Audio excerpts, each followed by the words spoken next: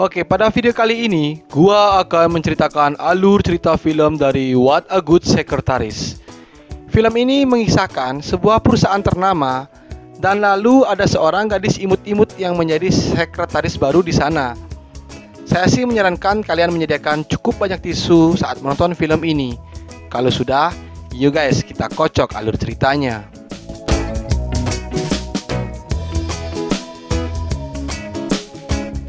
Di awal cerita, ada suatu perusahaan konsulting. Perusahaan ini bergerak di bidang perekrutan dan penyediaan karyawan. Oh ya, ini bosnya bernama Pak Joe. Lalu dua kunyuk-kunyuk karyawan ini kita sebut saja Na dan Tan ya. Soalnya gua udah ubah-ubah tuh Google, nggak ketemu-ketemu juga nama asli mereka. Di suatu pagi yang cerah, mereka semua sedang melakukan rapat. Dalam rapat tersebut, Sekretaris Pak Joe yang lama mengatakan akan mengambil cuti bunting selama 1 bulan. Singkat cerita, sekretaris baru itu pun sudah datang dengan mengendarai VW kodok berwarna merah. Terlihat sih penampilan sekretaris ini sangat menggiurkan dengan menggunakan stoking dan baju doplang. Lalu, saat menaiki tangga, bertemulah dengan Na dan Tan. Dia menanyakan di mana ruangan Pak Joe. Si Na yang melihat sekretaris baru itu langsung memicu jiwa mudanya meronta-ronta.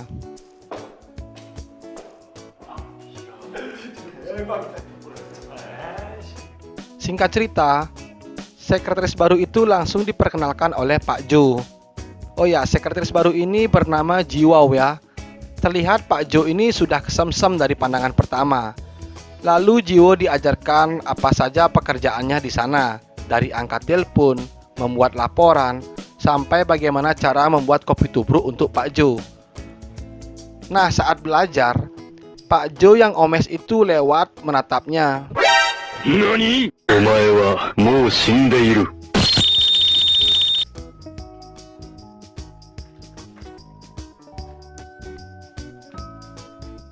Pada saat akan pulang bekerja, Jiwo tidak sengaja menjatuhkan dokumen penting perusahaan. Namun, bukannya didemprat, Pak Joe malah membantu Jiwo merapikan dokumen itu. Sekilas seperti sinetron FTV gitulah. Lanjut esok harinya, Jiwo bekerja dengan telaten dan cekatan. Dari mengepel meja, mengepel lemari, mengelap lantai, sampai membuat kopi tubruk untuk Pak Joe. Namun, saat membawakan kopi tubruk, tak sengajalah menubruk Sina. Alhasil kopi tubruk itu membasahi Johnny Yes papanya Sina. Jiwo yang ingin membantu tidak diizinkan oleh Sina. Lalu Na celengas-celengus di kamar mandi. Sins berpindah ke Jiwo yang sudah memberikan kopi ke Pak Joe. Pak Joe mengatakan kopinya sih sudah enak tetapi kurang susu. Nggak bercanda. Pak Joe hanya mengatakan kopinya itu enak. Singkat jam, sudah menunjukkan jam 6 sore. Lalu Jiwo berpamitan ke rekan kerjanya. Tak diduga berselang 1 jam kemudian, Jiwo kembali lagi untuk membawakan gorengan dan nasi kuning untuk teman-temannya. Pada esok harinya, seperti biasa mereka semua sedang rapat membicarakan perkembangan perusahaan ini. Ternyata, perusahaan ini mengalami peningkatan yang signifikan. Dan semua karyawan mengatakan senang dengan kinerja Jiwo yang sangat maksimal. Lalu saat Jiwo mengantarkan kopi untuk Pak Joe menanyakan bagaimana perasaan selama ini bekerja di sini. Jiwo mengatakan cukup senang dan nyaman bekerja di sini. Sins berpindah ke Na dan Tan lagi nongkrong di loteng kantornya sambil menikmati sebatang pengasapan. Dan mereka bergosip tentang body Jiwo yang aduhai sedap dipandang mata. Nah, saat akan pulang bekerja, Na dan Tan berpamitan kepada Jiwo. Lalu Jiwo pun berpamitan dengan Pak Joe. Ternyata Pak Joe ini lagi lembur di kantor dan juga di sana lagi turun hujan. Tak diduga-duga, datanglah Jiwo yang membawakan kerupuk dan es cendol. Lalu mereka berdua duduk santuy sambil menikmati makanan dan minuman. Nah, saat ngobrol-ngobrol, Pak Joe mengajak Jiwo ke bar untuk menenangkan pikiran. Namun di sini Jiwo menolaknya dan Jiwo pun berlalu pergi. Hari ke-19. Jiwo lagi nangkring di atas meja dengan pose yang membuat jiwa saya bergejolak. Terlihat di sini, Jiwo sangat akrab dengan Shina. Namun ternyata ada sesosok makhluk tak kasat mata yang mengintai mereka di balik tembok. Lalu, saat Joe lagi sibuk kotak-katik komputernya, ia kembali melihat Jiwo lagi berbincang-bincang dengan Tan. Nah, dari scenes ini, Pak Joe merasakan keki atau kita sebut saja cemburu nih. Pada esok harinya, Jiwo lagi chatting dengan gua. Tak disangka muncullah Pak Joe yang langsung mendamprat Jiwo. Tetapi di sini Jiwo dengan santuy menanggapinya. Tak disangka sudah menunjukkan jam 9 malam. Ternyata Pak Joe masih lembur di kantor. Lalu datanglah Jiwo membawakan arsip dokumen. Terlihat Pak Joe ini tidak peduli dengan Jiwo. Cie keki lah yao. Hari ke-18. Lagi-lagi Jiwo nongkrong di atas meja dengan rok mini yang berwarna merah. Membuat saya sendiri jadi gregetan lihatnya. Tak lama kemudian, datanglah Pak Joe yang mengajak mereka semua nanti malam ke bar untuk happy-happy. Lanjut cerita, mereka semua sudah di bar sambil bermain lempar panah. Lalu mereka lanjut drinking-drinking. Terlihat sih mereka semua sudah agak amsyong nih. Ternyata Jiwo agak sedikit risih dan mangkel. Lalu pergi meninggalkan mereka. Merasa ada yang janggal, Pak Joe lantas mengejar Jiwo. Ternyata Pak Joe mengantarkan Jiwo ke rumahnya. Lalu tak diduga Pak Joe say I love you ke Jiwo. 그래서 잠깐 부모님 놀래. 그럼 발에서 떼서 Sontak membuat Jiwo pelangak-pelongok. Lalu mengajak Jiwo masuk ke dalam untuk duduk-duduk. Sesampainya di dalam, Jiwo menawarkan minuman untuk Pak Joe. 죄송합니다. 김 비서님이 결혼 이게 중요한 거 아닐까? 이해해 주셔서 남편은 Lalu saat Pak Joe akan pulang, entah apa yang merasuki Pak Joe, lantas berbalik arah dan menatap Jiwo dari balik kaca. Ternyata, Jiwo sudah memberikan kode dengan mengangkat sedikit rok mininya. Tanpa babi bu, Pak Joe langsung menyergap Jiwo dan berhasil merobek gawang dari Jiwo. Pada esok harinya di tempat kerja, sepertinya Mas Joe ini masih terngiang-ngiang dengan kejadian semalam. Di tempat lain, Na dan Tan sudah merasakan gelagat aneh dari Pak Joe yang cengar-cengir sendirian. Tak lama kemudian, Jiwo diminta membawakan kopi ke ruangan Pak Joe. Nah, sesampainya di ruangan Pak Joe, tanpa pemanasan, Pak Joe yang sudah mabuk kepayang langsung menarik tangan Jiwo dan mereka pun melakukan kuda-kudaan di atas meja kerja. Shina yang penasaran mendengar suara rintihan orang wanita hampir saja membuka pintu ruangan Pak Joe.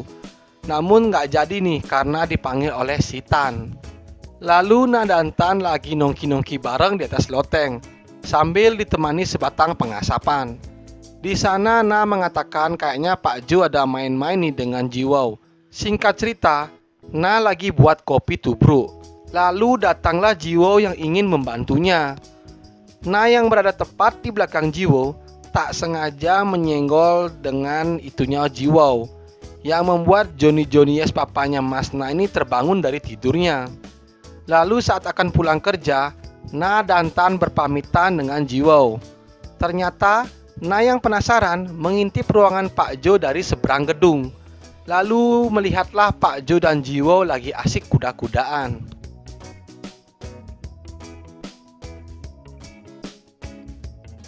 Seperti biasa, Na menceritakan kejadian itu dengan Tan. Wah, hari ini mas-mas ini gosip terus.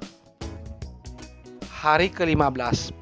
Pada pagi hari, tak diduga Tan yang langsung masuk ke ruangan Pak Joe melihat Pak Joe sudah seperti cacing kepanasan, kayak meremlek gitulah.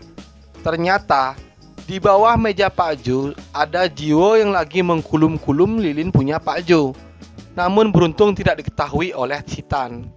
Singkat cerita, Pak Joe yang sudah puas akan pergi ada meeting dengan klien di luar kantor. Dan Jiwo pun memberikan semangat kepada atasannya itu. Lalu saat Jiwo lagi memfotokopi dokumen, tak diduga datanglah Shina.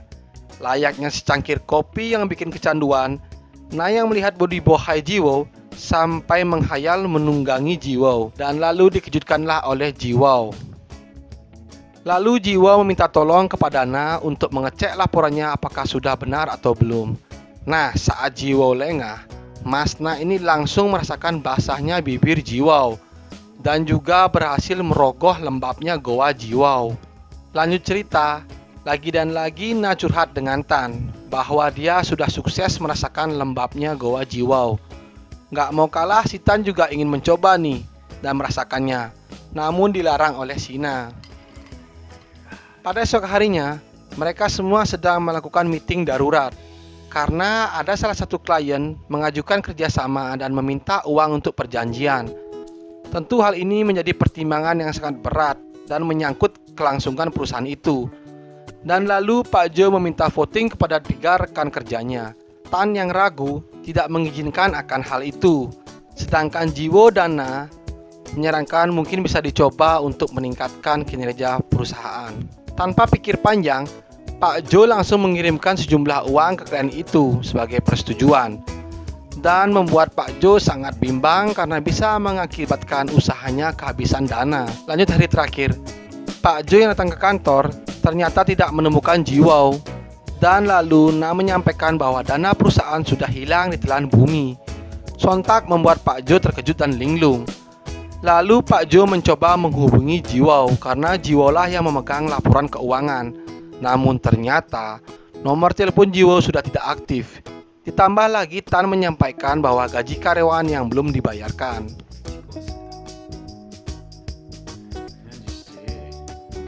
아니야. 우리 말고 아무도 모르잖아. Lalu Pak Jo yang sudah pusing 7 keliling mencoba melupakan masalah ini di bar. Ternyata datanglah Jiwo di sini. Di sini Jiwo hanya mengatakan bukan dia yang pelakunya. Dan anehnya Pak Jo ini tak menangkapnya langsung, tetapi tetap dengan gayanya yang sok cool itu. 당신 앞에서 진짜 안 된다.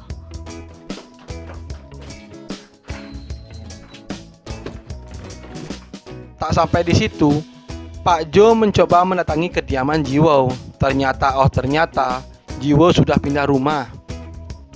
Lanjut esok harinya, Pak Jo menyampaikan kedua rekan kerjanya bahwa perusahaan akan segera ditutup sementara dikarenakan kekurangan dana. Namun, ada suatu pertanyaan yang menjanggal di pikiran Pak Jo.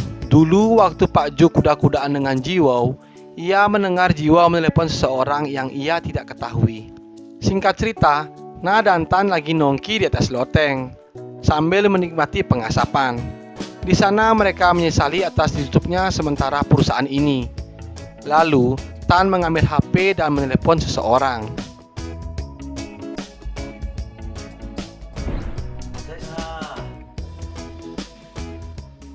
Penutup film, ternyata si Tan lah yang menipu Pak Jo dan bekerja sama dengan Jiwo untuk menguras semua dana dari perusahaan konsulting itu, dan film pun tamat. Ya, ending yang bagaimana ya, menurut saya sih kurang greget ini, tapi untuk alur kuda-kudaannya sih sangat menantang. Oke guys, sekian dulu ya untuk review film dari What a Good Secretary.